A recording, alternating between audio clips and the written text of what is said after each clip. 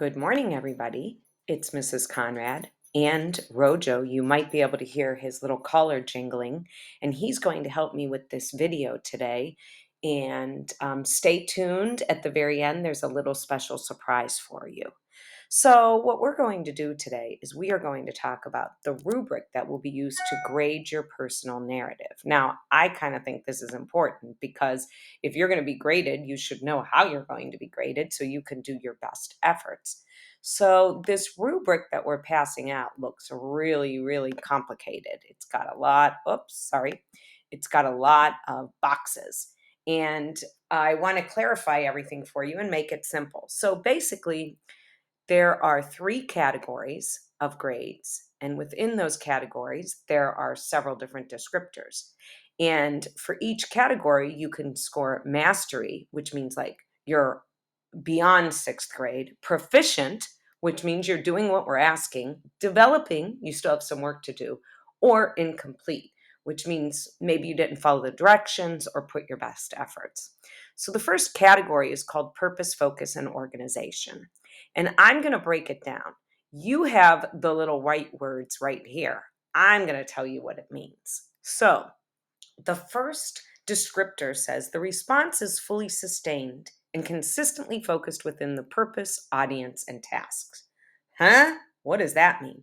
Well, that means that you answer your story prompt accurately. So you're writing a personal narrative, something that happened to you that is true, that told a story, and that you stick to one story. You want to remain focused and you center your story around that conflict that you chose. And all of the events build around that conflict and develop how it became complicated, show that big event that talks about how you solved or didn't solve the problem and leads to a resolution. The second descriptor says the narrative has an engaging beginning and an ending that leaves the reader thinking or feeling. The events are logically and creatively sequenced. Well, that's a mouthful. What it means, though, is that your story starts with a bang. It should be very interesting. Remember in The Seventh Most Important Thing, where Arthur Anderson threw a brick at an old man's head, and all of you were like, huh? I want to know what's happening. That's a good beginning. So we recommend that maybe you start your story with dialogue. Start it with important conversation that introduces a character and event. Or if the setting is really important in your story, you might start with a great description of your setting. Another way to start your story is to write about a big event, like Arthur Anderson. Start with a bang. Your events should also make sense to the reader, and they should be paced out.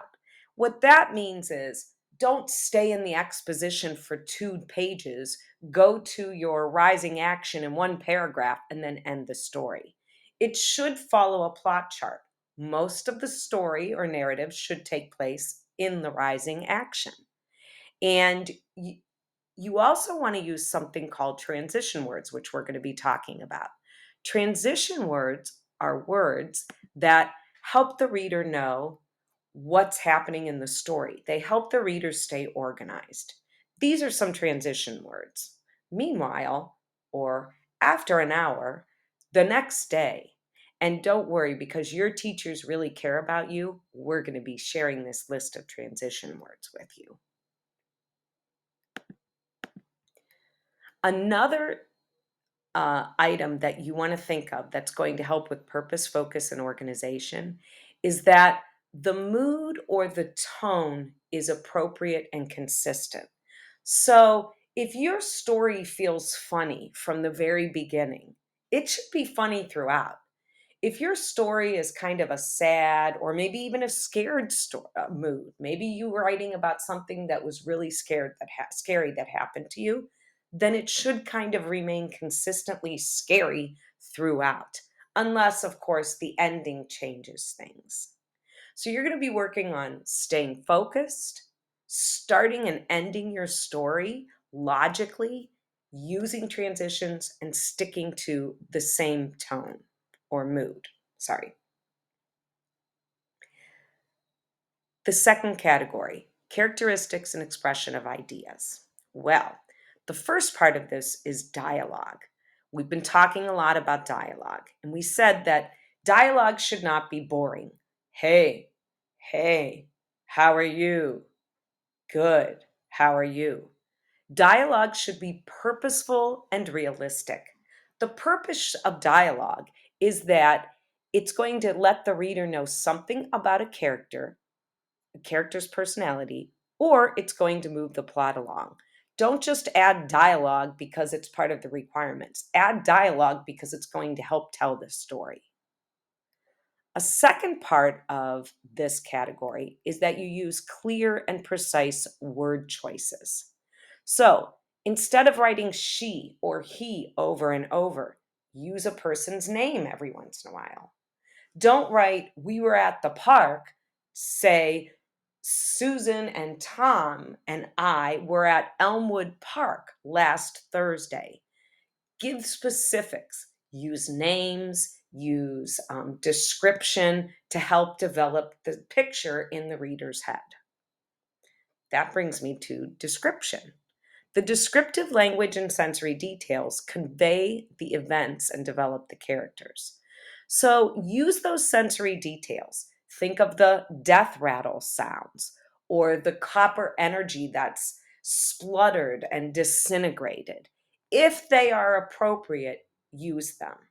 All right, that's going to bring the story to life. The last category here, varied sentence structure. We aren't going to talk a whole lot about that this time, but if you listen to your story being read to you, which we are going to do, and it sounds like you have the same sentences over and over, you might want to change that. The last of the three categories has to do with conventions. And in this category, to do the best that you can, you have to demonstrate adequate command of the conventions of English in grammar, usage, capitalization, punctuation, sentence formation, and spelling. So you're going to make sure that you pay attention to that. You aren't going to start a sentence without a capital letter, are you? How about an I or an I've? And don't get me started on N marks. All right. The other thing I want to make sure you're paying attention to are those words like there, and there. Pay attention to those words. We're and were. Those are homonyms, words that you have to pay attention to. A spell check isn't going to catch those, but you need to catch them. So you don't have to be perfect, but you can't make the same mistake over and over. If you forget to capitalize one proper noun, that's not going to hurt your grade. But if you do it over and over, it is going to hurt your grade.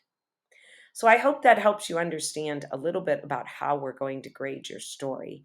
And please ask. We are happy to answer any questions or help you in any way. Are you ready for the big surprise? Here's Rojo, my special puppy, and his buddy Archie playing in the yard.